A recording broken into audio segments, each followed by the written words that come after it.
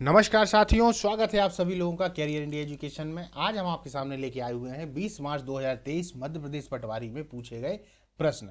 चलिए दोस्तों, अपन लेट नहीं करेंगे और प्रश्नों को तुरंत चालू कर देंगे, क्योंकि समय आपके पास भी कम है और मेरे पास भी कम है। और सबसे महत्वपूर्ण बात कि ये सबसे ज़्यादा महत्वपूर्ण है।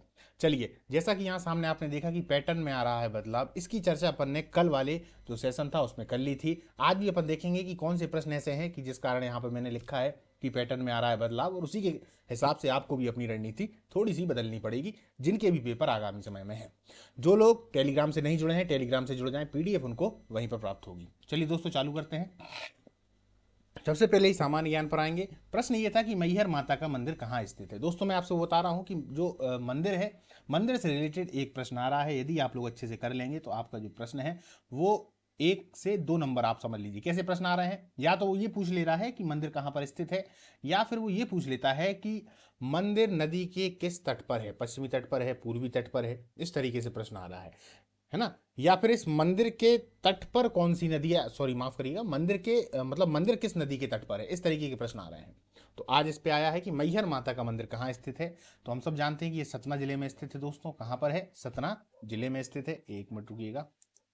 चलिए चालू करते हैं कि ये सतना जिले में स्थित है। दूसरी बात, यह मंदिर त्रिकुट पर्वत पर है। कहीं कहीं त्रिचुट पर्वत भी आ जाता है, तो कंफ्यूज ना होना, त्रिकुट पर्वत पर है। 600 फीट की ऊंचाई पर स्थित है, जो कि तमसा नदी के तट पर है। मतलब कि जो पहाड़ी है वो पहाड़ी किसके तट पर है? तमसा या टॉस नदी के तट पर। याद रखिए, तो तमसा या टॉस आ जाए समझ जाइएगा।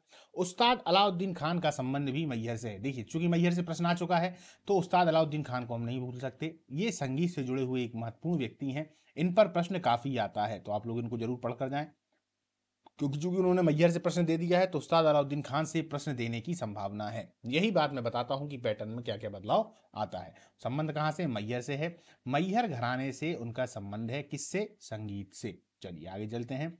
मध्य प्रदेश में राम जी ने अपना वनवास कहाँ गुजारा है। तो दोस्तों, 12 वर्ष गुजारे हैं मध्य प्रदेश में राम जी ने। कहाँ पर गुजारे हैं? अपनी सीता माता के साथ में, मतलब अपनी पत्नी सीता जी के साथ में, और भाई लक्ष्मण के साथ में, चित्रकूट में। जो चित्रकूट है वहां पर उन्होंने 12 वर्ष बिताए हैं। यहाँ पर भगवान राम और सीता ने 12 वर्ष बिताए। चित्रकूट जो जगह है वो दरअसल ऋषि अत्रि और सती अनसुईया की तपस्या स्थली है। यहाँ पर कौन से थे? ऋषि अत्रि हैं और सती अनसुईया की तपस्या स्थली है। बहुत सारे लोग इनको जानते भी हैं और काफी ज्यादा जाते भी हैं। भगवान कामतानाथ का मंदिर, ऐसे भगवान हैं जो सबकी कामनाओं को पूरा कर देते हैं। तो कामतानाथ का मंदिर यहाँ पर है, और यह मंदाकिनी नदी पर स्थित है। मंदाकिनी नदी से संबंधित प्रश्न दोस्तों कल वाले पेपर में, यानी कि जैसे आज तो मान लीजिए 20 तारीख है, तो 19 वाले की सेकंड शिफ्ट में मंदाकिनी से प्रश्न आ चुका है। और यहाँ पर भी अगर आप लोग देखें तो मंदाकिनी के बारे में भी जानना आपके लिए जरूरी है, इसलिए ताकि आगे जो पेपर में यदि आए तो आपका जो क्वेश्चन है वह छूट के ना जाए। तो मंदाकिनी नदी पर स्थित है। तुलसीदास जी का जन्म चित्रकूट में हुआ है। अब आप कहेंगे सर चित्रकूट में हुआ है, राजापुर में? तो दरअसल चित्रकूट एक जिला है। चित्रकूट एक जिला है जिसका थोड़ा सा भाग मध्य प्रदेश में पड़ता है, और यह करवी जिले के नाम से जाना जाता है। इसी जिले में राजापुर एक तहसील है। पहले यह गांव हुआ करता था, आज की डेट में यह तहसील है। उसी गांव में तुलसीदास जी का जन्म हुआ है। वहां पर यदि देखा जाए तो कौन सी नदी है दोस्तों? वहां पर यमुना नदी है। इसी यमुना नदी के तट पर एक तरीके से रामचरितमानस की जो है वो रचना हुई है। चलिए आगे चलते हैं। 2011 की जनगणना के अनुसार मध्य प्रदेश में किस जिले की साक्षरता दर सबसे अधिक है? दोस्तों, एक प्रश्न आपका जनसंख्या से आ रहा है, जनगणना से आ रहा है। तो आप लोग याद रखें, हो सकता है आपके वाले पेपर में जनगणना से संबंधित प्रश्न भारत के बारे में पूछ लिया जाए। फिलहाल अभी तक तो उन्होंने मध्य प्रदेश के बारे में पूछा है, और भारत के बारे में एक बार में अकेले प्रश्न आया है, वो भी 16 तारीख वाले पेपर में आया था प्रश्न। इसके अलावा वो मध्य प्रदेश से ही पूछ रहे हैं। तो इस वाले टॉपिक को आप लोग अच्छे से कर कर चले जाइए। मैं इस पर एक क्लास बना दूंगा, उसको आप लोग जरूर देखिएगा। जबलपुर में अगर देखा जाए तो सबसे ज्यादा साक्षरता दर है 81.1%। कितना है? 81.1%। क्लियर? तो इसको आप लोग याद रखें। कम साक्षरता दर कहां पर है? तो अलीराजपुर में है, 36.1, यानी कि 36.1%। क्लियर? उच्च पुरुष साक्षरता दर यदि देखी जाए तो जबलपुर इंदौर में बराबर पे है। याद रखिएगा, पुरुष साक्षरता दर की बात कर रहा हूं मैं। 87.3 यानी 87.3%। और न्यूनतम पुरुष साक्षरता दर जो है वो कहाँ है? 42.0। ये कहाँ पर है? ये है अपनी अलीराजपुर में। याद रखिएगा। चलिए, तवा बांध पर जाने के लिए कौन से जिले से होकर गुजरना पड़ेगा? तो दोस्तों, इस प्रकार का प्रश्न आया था कि तवा बांध पर जाने के लिए कौन से जिले से होकर गुजरना पड़ेगा। उसमें ऑप्शन भी थे, लेकिन होशंगाबाद जो उसमें ऑप्शन है वो सही होगा। तवा बांध तवा नदी पर है। यह 1958 से शुरू होकर 1978 में पूरा हुआ। इसी बांध से होशंगाबाद और हरदा को पानी भी मिलता है। इन दोनों पॉइंटों को याद रखिएगा, किस किस को, होशंगाबाद और हरदा को पानी मिलता है। साथ ही यह सतपुड़ा राष्ट्रीय उद्यान, साथ ही यह सतपुड़ा राष्ट्रीय उद्यान और बोरी वन्य जीव अभ्यारण्य की पश्चिमी सीमा को भी बनाता है। किस किस का, सतपुड़ा राष्ट्रीय उद्यान और बोरी वन्य जीव अभ्यारण्य की। दोस्तों देखिए, मैंने आपको बोला था कि रिपीटेड प्रश्न तो नहीं हो रहे हैं लेकिन रिलेटेड आ रहे हैं, तो अब शायद वो तवा बांध पर इस तरीके के प्रश्न पूछ ले, तो इनको आप लोग अच्छे से अपने दिमाग में उतार लीजिए। रावण की पत्नी मंदोदरी का संबंध किस जिले से है? मंदसौर पे प्रश्न पहले भी आ चुका है, अभी भी आ गया। तो ये किस जिले से संबंधित है? मंदसौर। मंदसौर का ही पुराना नाम दोस्तों दसपुर है। इसको प्राचीन समय में दसपुर के नाम से जाना जाता था। दसपुर भी इसका नाम इसीलिए पड़ा है क्योंकि यहाँ पर 10 सिर वाले का एक तरीके से ससुराल है, यानी रावण की ये ससुराल है और उनकी पत्नी मंदोदरी का मायका है। जो यहाँ पे देखिए मंदोदरी का मायका है। यही पर खानपुरा क्षेत्र में, कहां पर, खानपुरा क्षेत्र में रावण की 20 फीट ऊंची प्रतिमा है। कितनी? 20 फीट ऊंची प्रतिमा है। अब चूंकि यार भाई वो तो उसका एक तरीके से देखा जाए तो ससुराल है, तो ससुराल में तो भैया फिर दामाद की पूजा होती है ना, तो इसलिए वहां पर रावण की पूजा भी होती है। पांडवों ने अपना अज्ञातवास कहां पर बिताया था? एक ये प्रश्न है दोस्तों, ये काफी प्रचलित प्रश्न है और काफी बार पूछा जाता है। अधिकतम परीक्षाओं में आप देखेंगे कि पांडवों के अज्ञातवास से प्रश्न जरूर आएगा। कारण यह है कि वो मध्य प्रदेश में पड़ जाता है, इसीलिए मध्य प्रदेश के एग्जाम में इसको ज्यादा पूछते हैं। मान्यता है कि पचमढ़ी, जो पचमढ़ी है आप लोग जानते हैं, पांडवों की 5 गुफाओं से ही बना है। ये गुफाएं ऊंचे पर्वत शिखर पर हैं, तो याद रखिएगा पांडवों ने अपना अज्ञातवास पचमढ़ी में बिताया था। क्लियर? पचमढ़ी का नाम भी इसी वजह से पड़ा है, 5 मढ़ी 5 गुफाएं। क्लियर? बुरहानपुर में किसका मकबरा है? दोस्तों बुरहानपुर से बहुत प्रश्न आ रहे हैं। आप लोगों ने देखा कि लगभग में 3 तारीखों में लगातार प्रश्न आ रहे हैं। या तो बुरहानपुर में कौन सा किला है, बुरहानपुर के किले को क्या कहा जाता है, असीरगढ़ के किले का अन्य नाम क्या है ना, इनसे संबंधित आ रहा है, तो इसको जरूर आप लोग पढ़ कर जाएं। तो मुमताज और शहनवाज खान का मकबरा है, याद रखिएगा दोनों का। मुमताज को हम सब जानते हैं कि ये 5वें मुगल सम्राट जो शाहजहां हैं उनकी सबसे खूबसूरत बेगम थी, जिन्होंने अपनी 14वीं संतान के उत्पन्न होने के दौरान प्रसव पीड़ा से प्राणों को त्याग कर दिया था, यानी ये समाप्त हो गई थी 14वीं संतान में। उसके बाद फिर इनका मकबरा वहीं पर बना दिया गया। चलिए आगे चलते हैं। और दूसरी बात, शहनवाज खान का जो मकबरा है वह उतावली नदी के किनारे है। यहीं पर है शहनवाज खान भी। कहां पर है? उतावली नदी। इस नदी को याद रखिएगा, कौन सी नदी है? उतावली नदी। इस के किनारे है। इसी से ये जो शहर है, ये जो इनका जो मकबरा है वो इस शहर से 2 किलोमीटर दूर है। खास बात इसकी ये है कि दोस्तों ये काले पत्थरों से बना हुआ है। किससे? काले पत्थरों से बना हुआ है। फिर मुमताज की जो कब्र है, मुमताज को खड़वा कर आगरा ले जाया गया, फिर आगरा में उनको दूसरी बार दफनाया गया था, इसको भी याद रखें। मध्य प्रदेश में सबसे ज्यादा कम साक्षरता दर वाला जिला कौन सा है? तो अलीराजपुर दोस्तों। अभी मैं इसके पहले ही बता चुका हूं, अपन लोगों ने पूरा अच्छे से एनालिसिस कर लिया कि सबसे ज्यादा कहाँ है, पुरुष ज्यादा कहाँ है साक्षरता दर में। और अगर देखा जाए तो सबसे कम साक्षरता दर कहाँ पर थी? तो अलीराजपुर थी। तो अलीराजपुर यहां से याद रखिएगा। मध्य प्रदेश का पहला बायोस्फीयर रिजर्व कौन सा है? बायोस्फीयर रिजर्व, ये नॉर्मल प्रश्न है, आप लोगों को सबको पता है कि पचमढ़ी बायोस्फीयर रिजर्व है। हमको इसमें और या क्या याद रखना है कि यह सतपुड़ा रेंज की पहाड़ियों और घाटियों में स्थित है। कहां पर है? सतपुड़ा रेंज की पहाड़ी और घाटी में। पहली बात, 2009 में, कब? 2009 में यूनेस्को के द्वारा एक बायोस्फीयर रिजर्व के रूप में नामित किया गया। किसके द्वारा? यूनेस्को के द्वारा, अभी भारत के द्वारा नहीं है, यूनेस्को के द्वारा। जबकि जबकि भारत ने या भारत सरकार ने इसको तो 1999 में ही बायोस्फीयर रिजर्व घोषित कर दिया था। इन दोनों तारीखों को आप लोग याद रखिएगा। क्लियर? चलिए, भारत का सबसे छोटा बायोस्फीयर रिजर्व कहाँ है? अब देखिए बायोस्फीयर से प्रश्न आया, अब उन्होंने भारत का पूछ लिया, तो डिब्रू सैखोवा, क्या नाम है इसका? डिब्रू सैखोवा बायोस्फीयर रिजर्व भारत का सबसे छोटा बायोस्फीयर रिजर्व है। बंगाल का विभाजन कब हुआ? देखिए दोस्तों, इतिहास से अगर देखा जाए तो आधुनिक काल से प्रश्न आया हुआ है। बंगाल का विभाजन कब हुआ? तो 1905 में बंगाल का विभाजन हुआ है। इसी प्रकार से ऑप्शन थे, तो 1905 उसका सही आंसर है। यदि तारीख की बात आ जाती है तो दोस्तों इसमें 2 तारीखें महत्वपूर्ण है कि 19 जुलाई 1905 को लॉर्ड कर्जन ने बंगाल विभाजन की घोषणा की। और वो जैसे ही घोषणा करता है तो ये वाली जो बात है पेपरों में छप जाती है। पेपरों में छप जाने के बाद वहां का जो जनमानस है उसके अंदर अपने आप एक क्रोध भड़क उठता है।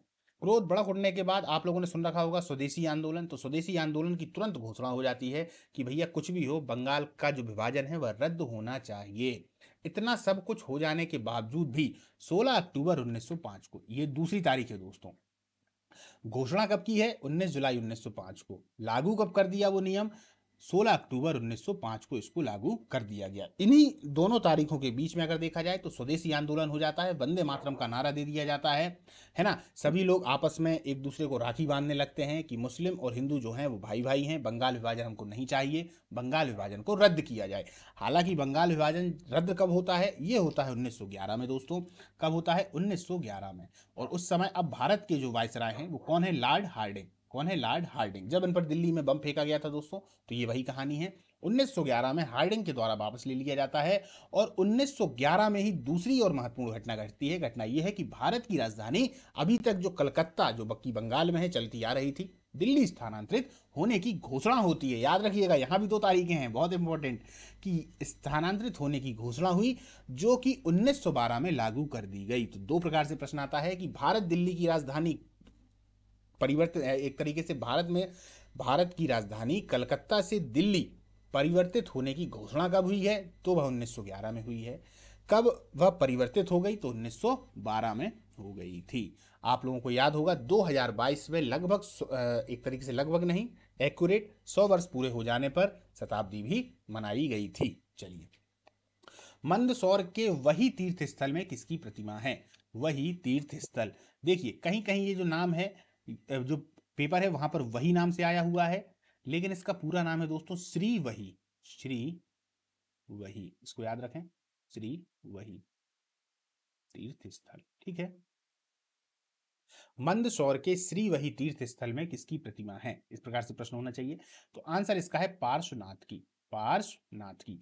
यहां पर भगवान पार्श्वनाथ के काले रंग की, याद रखिएगा, ब्लैक कलर, काले रंग की प्रतिमा पद्मासन मुद्रा में विराजमान है। पद्मासन मुद्रा आप लोग जानते हैं, हाथ जोड़कर ऐसे जो पालथी मारकर बैठे होते हैं, वही पद्मासन मुद्रा है।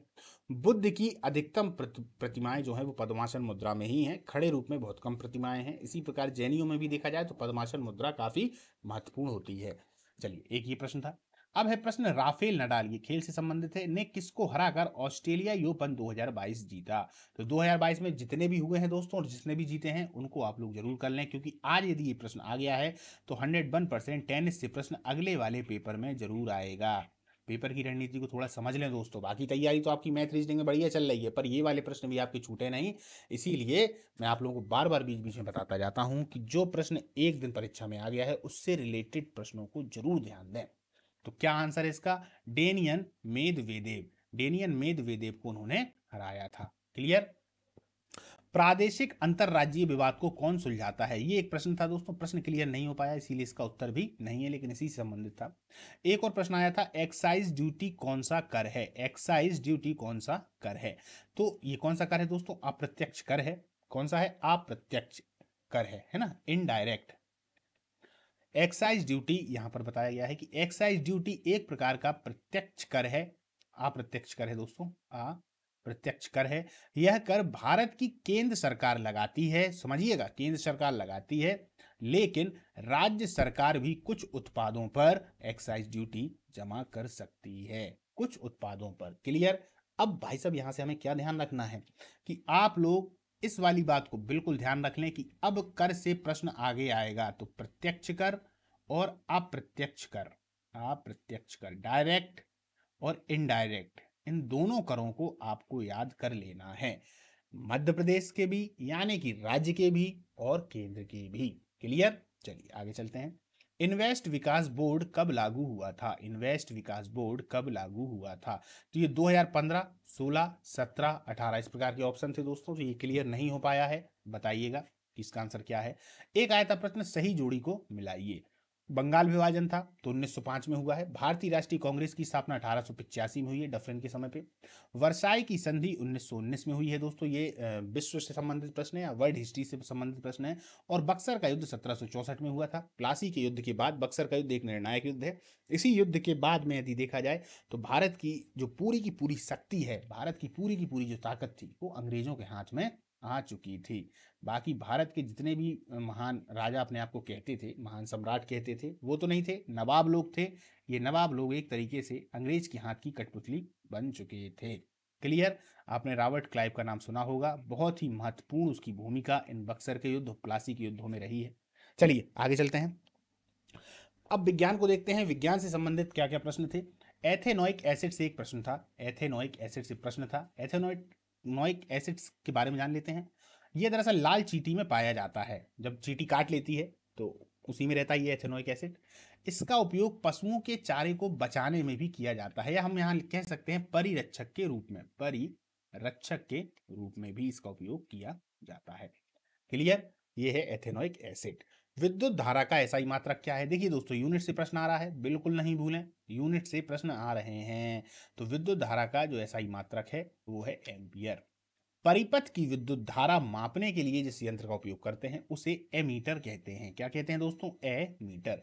कैल्शियम कार्बोनेट किसे कहते हैं? तो चूने पत्थर को कैल्शियम कार्बोनेट कहते हैं। CaCO3, यहां लिख देता हूं CaCO3, यही कैल्शियम कार्बोनेट होता है। अंडे के कवच में भी यही पाया जाता है, अंडे के कवच में भी यही पाया जाता है। इसके अलावा और कहाँ कहाँ पाया जाता है कैल्शियम कार्बोनेट दोस्तों?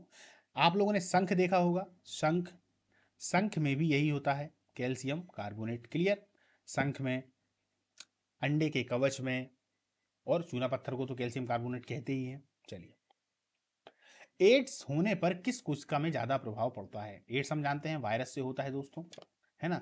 तो इससे टी कोशिकाओं में या फिर CD4 में, आप लोगों ने सुन रखा होगा CD4 काउंट, CD4 काउंट, यही जो कोशिकाएं हैं इन्हीं पर प्रभाव पड़ता है और इन्हीं को नापा जाता है।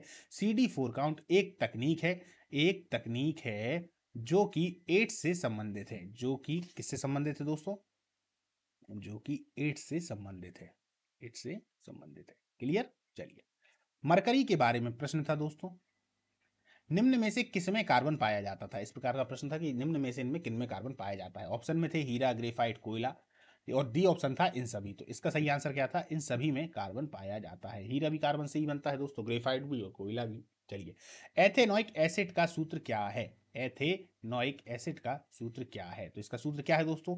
CH3COOH, याद रखिएगा, एथेनोइक एसिड का ये सूत्र है CH3COOH। फिर से बोल दे रहा हूं, यहां पर लिखा हुआ नहीं है, CH3COOH, अच्छे से कर लीजिएगा।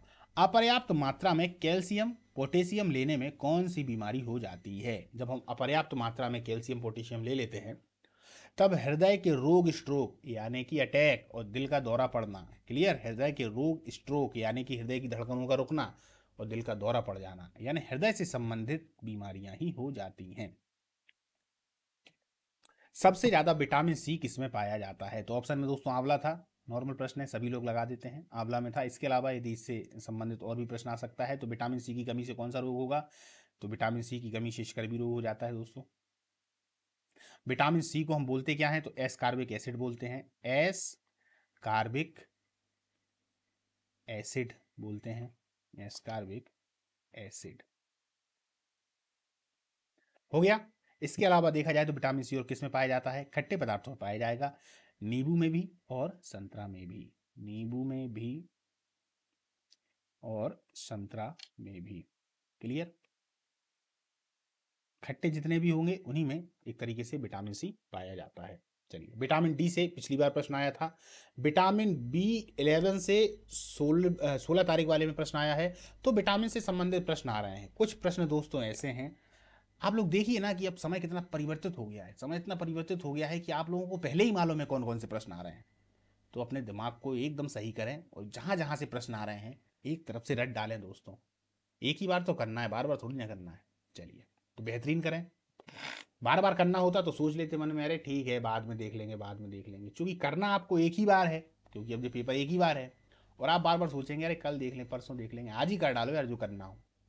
जैसे मैंने अभी आपको बताया, विटामिन से प्रश्न है, उठा लीजिए विटामिन से संबंधित जो भी आपके पास में बुक हो, उस बुक में जितना भी विटामिन से संबंधित है पूरा कर लीजिए। विश्वास करिए, विटामिन से संबंधित प्रश्न आ रहा है आपका, वो एक जो प्रश्न है वो सही हो जाएगा, आपका एक नंबर बढ़ जाएगा।